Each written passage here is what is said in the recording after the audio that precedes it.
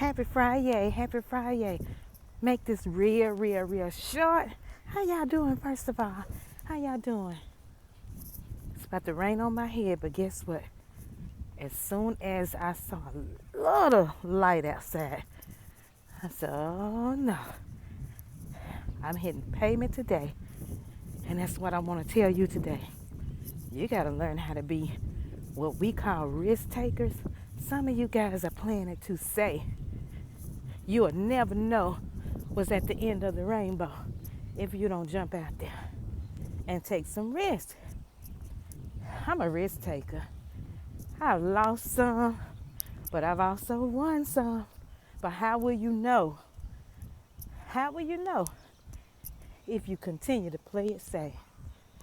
I'm telling you today, some of you guys wake up with stuff on your mind. You go to sleep with stuff on your mind. You got big dreams that you want to do. But how many of you know in order to get something that you never had, you got to be willing to do something that you never done. Some of you are too safe. If 5 plus 5 don't add up to be 10, in your mind, that's what get us in a lot of trouble. This here, we overthink the thing. Overthink ourselves out of a blessing. Overthink ourselves out of purpose. Overthinking will get us under our goals. Good morning.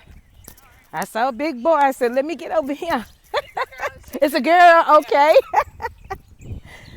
Anyway, as I travel and hit this pavement, I got some big things that I desire to do that I'm going to do. Why? Because I decided to be a risk taker. You better stop playing it safe. I talked about this in one of my last lives. You got what they call that safe faith. That ain't even faith, because you can see it, hear it, feel it, touch it, and taste it. That's your 5 senses. It's not faith. When we're talking about faith, we're talking about a Peter and a Paul. We're talking about those that took risk. We're talking about a Jesus that said, would you rather this man be made whole, or would you rather, because it's on the Sabbath day, would you rather not this man be made whole because it's on the Sabbath day? Or would you rather that I make this man whole, be made whole? The man with the withered hand, put him in prison. Paul and Silas put them in prison because they desired to take a risk. Peter was always a risk taker. Got him in trouble, cutting ears off, cussing folks out, all in what he believed in. He was willing to take a risk, right?